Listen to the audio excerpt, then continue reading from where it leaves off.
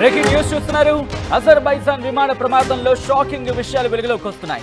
ప్రమాద సమయంలో విమానంలో 67 మంది ప్రయాణికులు ఉన్నారు, 5 సిబ్బంది ఉన్నారు. మొత్తంగా కలిపి 72 మందికి పైగానే ఉన్నట్టుగా తెలుస్తోంది. రష్యాలోని గ్రోజ్నీకి ప్రయాణిస్తుండగా ఈ ప్రమాదం జరిగింది. దట్టమైన పొగమంచు కారణంగా విమానంను ఆక్టోవ్కు మళ్లించారు సిబ్బంది. ఎమర్జెన్సీ ల్యాండింగ్ కు ప్రయత్నించారు విమానం సిబ్బంది.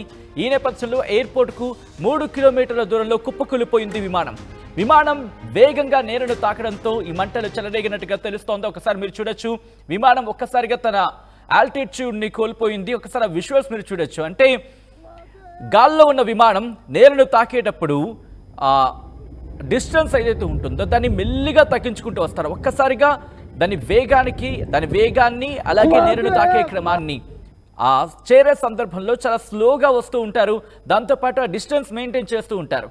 అంటే మెల్లిమెల్లిగా కొద్దిగా వేగాన్ని తగ్గించుకుంటూ ఆ దూరాన్ని కూడా కొద్దిగా తగ్గించుకుంటూ వస్తారు. దాంతోపాటు ఎత్తు గురించి మాట్లాడుకుంటే ఆ హైట్ డిఫరెన్స్ మీరు ఒక్కసారి చూస్తే ఒక్కసారిగా తగ్గిపోయింది. అంటే అర్థం చేసుకోవచ్చు, దాని ఆల్టిట్యూడ్ని కోల్పోయింది అనేది మనకి ఇక్కడ క్లియర్ కట్గా అర్థమవుతోంది. ఈ నేపథ్యంలోని ప్రమాదానికి సంబంధించి ఇది జరిగింది అనేది మనకు అందుతున్న సమాచారం.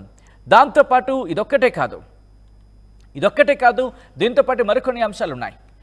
పక్షులను ఢీకొన్న తర్వాత నియంత్రణ కోల్పోయింది విమానం అంటూ కూడా తెలుస్తోంది. దీంతో పాటు బ్యాకప్ సిస్టమ్ ఫెయిల్ అయినట్లు కూడా తెలుస్తోంది.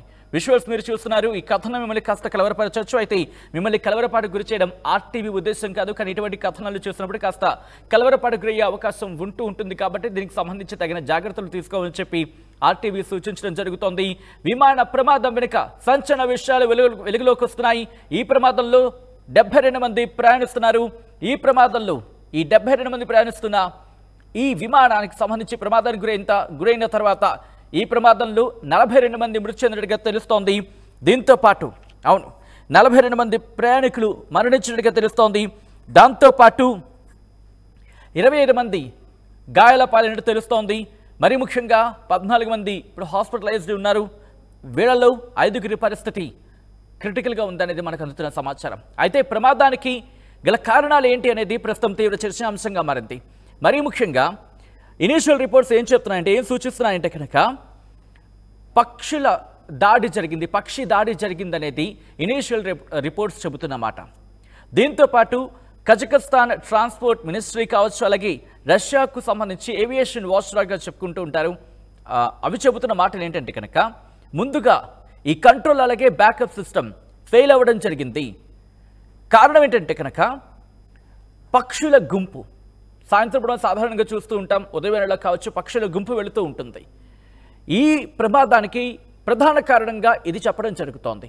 ఒకటి నియంత్రణ కోల్పోయింది, దాంతోపాటు దాని ఆల్టిట్యూడ్ని కోల్పోయింది.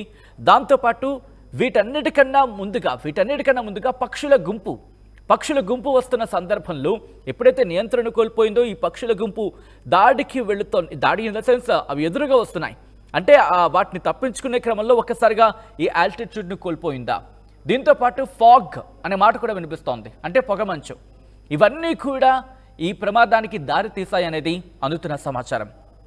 ఇన్ఫాక్ట్ ఇదే అంశానికి సంబంధించి జాతీయ మీడియా కథనాలు కూడా ఇదే అంశాన్ని చెప్పడం జరుగుతోంది. అయితే అజర్బైజాన్ ఎయిర్లైన్స్ మాత్రం ఎమర్జెన్సీ ల్యాండింగ్ జరిగే ముందు, అంటే ఆక్టావ్కి సంబంధించి ముందు ఈ ప్రమాదం జరిగిందనేది ఇక్కడ చెప్తున్న పరిస్థితి. ప్రస్తుతం వీటికి సంబంధించి ఇన్వెస్టిగేషన్ స్పీడప్ అయింది. అసలు కారణాలు ఏంటి అనేది తెలుసుకునే ప్రయత్నం చేస్తోంది. నియంత్రణ కోల్పోవడమే ప్రధాన కారణమా? ఒకవేళ అదే కారణమైతే ఎందుకు జరిగింది, ఎలా జరిగింది, ఎక్కడ సిస్టమ్ ఫెయిల్యూర్ జరిగిందనేది ఇప్పుడు దీనికి సంబంధించి విచారణ జరుగుతోంది. ఈ ప్రమాదం వెనకాల ఈ ప్రమాదం కారణాలేంటి? ఎందుకంటే 1 కాదు 2 కాదు, ఏకంగా 72 మంది ప్రయాణిస్తున్న సిచ్యువేషన్. 72 మంది ఒక్కసారి ప్రమాదం జరిగిన సందర్భంలో అక్కడ సిచ్యువేషన్ చూసే ప్రయత్నం చేద్దాం.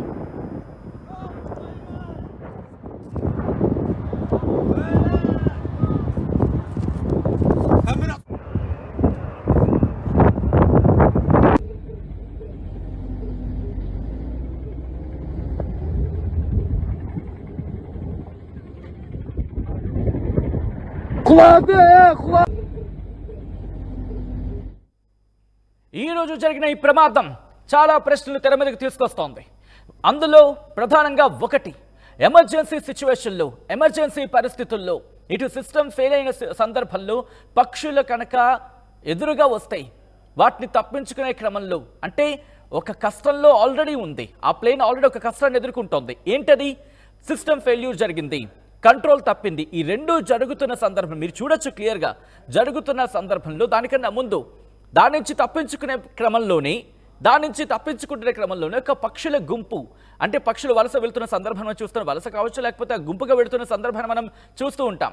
గగనతరంలో పక్క పొగమంచు ఉంది, మరో పక్క సిస్టమ్ ఫెయిల్యూర్ అయింది, కమాండ్ కోల్పోయింది, దాంతోపాటు పక్షుల గుంపు, ఇవన్నీ కూడా ఒక్కసారిగా చుట్టుముట్టాయి ఆ ప్రయాణికులతో వెళుతున్న విమానాన్ని.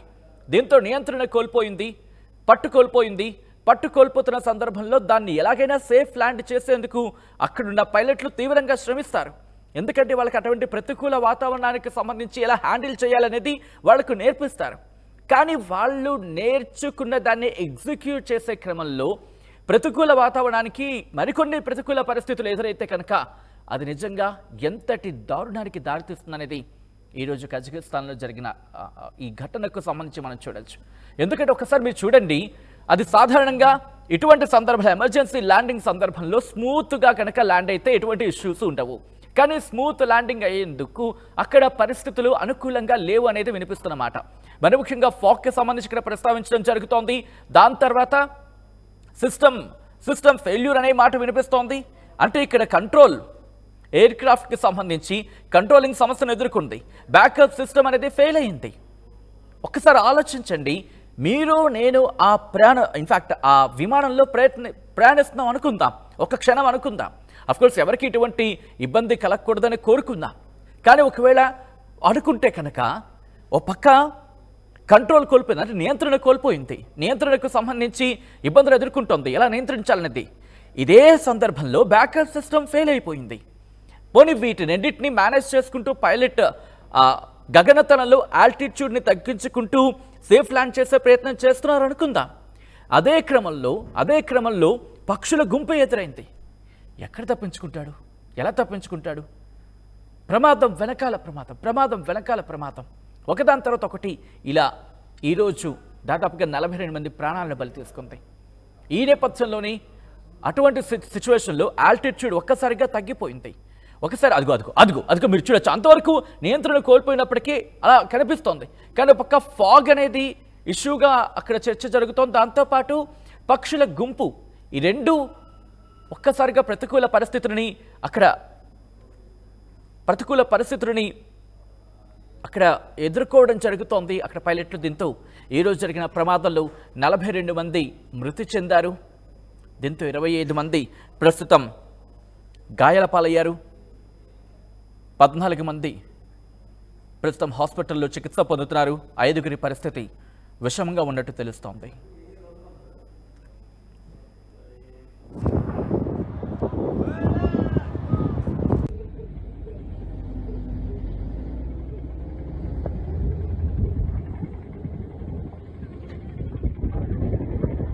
Kuladı!